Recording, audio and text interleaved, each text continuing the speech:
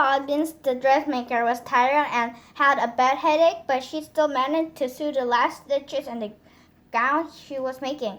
"It's the most beautiful dress in the whole world," said her daughter Irene. "The Duchess will love it." "It is nice," her mother admitted, "but dumpling is for tonight's ball, and I don't have the strength to bring it. I feel sick." "Poor Mama," said Irene. "I can get it there." "No, Cupcake, I can't let you," said Miss Bobbins. "Such a huge package, and it's such a long way to the palace. Besides, it's starting to snow." "But I love snow," Irene insisted. She carried her mother into bed, covered her with 2 quilts, and added a blanket for her feet. Then she fixed her some tea with lemon and honey and put more wood on the stove. With great care, Irene put the splendid gown down from the dummy and packed it in a big box with plenty of tissue paper. "Dress warmly, Puddings," her mother called the weak boys, "and don't forget to button up. It's cold out there and windy." Irene put on her fleece-lined boots, her red hat and muffler, her heavy coat, and her mittens. She kissed her mother's hot forehead 6 times. Then once again make sure she was tied in snugly and zipped it out of the big box, shutting the door firmly behind her. It was really cold outside. The wind reeled the falling snowflakes about this way, that way, and into Irene's squinting face. She set out the uphill path to Farmer Badger's ship costume. By the time she got there, the snow was up to her ankles and the wind was worse. It hurried her along and made her stumble. Irene resisted. The box was problem enough. "Easy does it," she cautioned the wind, leaning back hard against it. By the middle of the pasture, the flakes were falling thicker. Now the wind drove Irene along so rudely she had to hop, skip, and go helter-skeltering over the knobby ground. Cold snow stiffened her boots and chilled her feet. She pushed out her lip and buried on. This was an important errand. When she reached Apple Road, the wind died to put in a show. It ripped branches from trees and flung them about, swift and scattered the fallen snow, got in front of Irene to keep her moving ahead. Irene turned around and pressed them backwards. "Go home," the wind squalled. "Irene, go home." "I will do no such thing," she snapped. "No such thing, you wicked wind." "Go home," the wind yowled. "Go home," it shrieked, or else. For a short second, Irene wondered if she shouldn't have heeded the wind's warning. But no, the gown had to get to the Duchess. The wind wrestled for her, the package, wallowed it and twisted it, shook it, snatched it, but Irene wouldn't yield. "It's my mother's work," she screamed. Then, oh whoa, the box was stretched for her mitten grasp and sent burning along in the snow. Irene went after it. She pounced and took a hold, but the ill-tempered wind ripped the box open. The bald ground fluttered out and went whistling into the separate air with tissue paper accents. Irene clung to the empty box and watched the beautiful gown disappear. How could anything so terribly wrong she allowed to happen? Tears froze on her lashes. Her dear mother's hard work, all those days of measuring, cutting, pinning, stitching, for this? And the poor Duchess!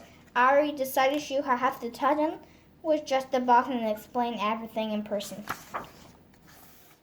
She went shuffling through the snow. Was her mother understand? She wondered. That was the wind's fault, not hers. Would the Duchess be angry? The wind was howling like a wild animal. Suddenly, Irene stepped in the hole and fell over with a twisted ankle. She blamed it on the wind. "Keep quiet," she scolded. "You've done enough damage already. You spoiled everything. Everything." The wind swallowed up her words. She sat in the snow in great pain, afraid she wouldn't be able to go on, but she managed to get to her feet and start moving. Her home, where she longed to be, where she and her home would be warm together, was far behind. It was got to be closer to the palace, she thought. But where was any place where the snow? She couldn't be sure. She plowed on, dragging furrows with her sore foot. The short winter day was almost done. Am I still going the right way? She wondered. There's no one around to advise her. Whoever else there was, this snow-covered world was far away and safe indoors, even the animals in their burrows. She went plodding on. Soon night took over. She knew in the dark she muffled snow and still falling. She could feel it. She was cold and alone in the middle of nowhere. Irene was lost. She had to keep moving. She was hoping she'd come to the house, any house at all, and be taken in. She badly needed in someone's arms. The snow was above her knees now. She shoved her way through it, clutching the empty box. She was asking how long a small person could keep the struggle up when she realized it was getting lighter. There was a soft glow coming from somewhere below her. She waded through the glow and soon gazing over a long slope and bright little mansion. It had to be the palace. Irene pushed forward with her strength and sloosh, thump. She plunked downward and she was buried. She had fallen over a little cliff. Only her head and the box in her hands stuck out in the snow. Even she could call her for help, no one would hear her. Her body shook, her teeth chattered. Why not freeze to that, she thought, and let all this trouble end? Why not? She was already buried. And never see Mother's face again? Her good mother who smelled like fresh baked bread? In an explosion of fury, she flung her body about to flee herself and finally able to climb on her knees and look around. How to get her in the glittering place? As soon as she raised the question, she had the answer.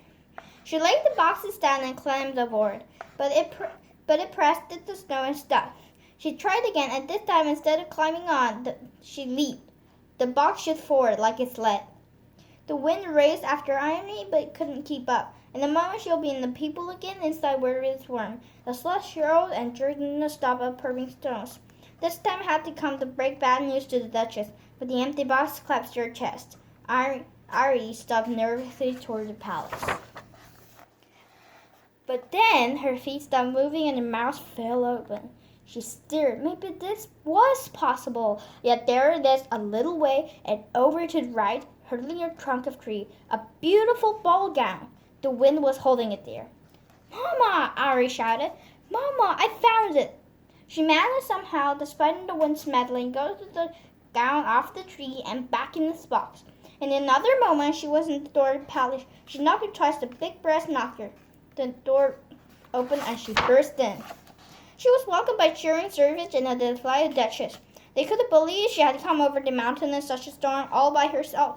She had to tell the whole story, every detail, and she did. Then she asked to be taken right back to her sick mother, but it was out of the question, they said. The road that ran around the mountain would be clear till morning. "Don't fret, child," said the Duchess. "Your mother is surely sleeping now. We get you there first thing tomorrow." Irene was given a good dinner as she sat by the fire, the moisture streaming along her clothes. The Duchess, meanwhile, got to her fleshy iron ground before the guests began abling in their burrows.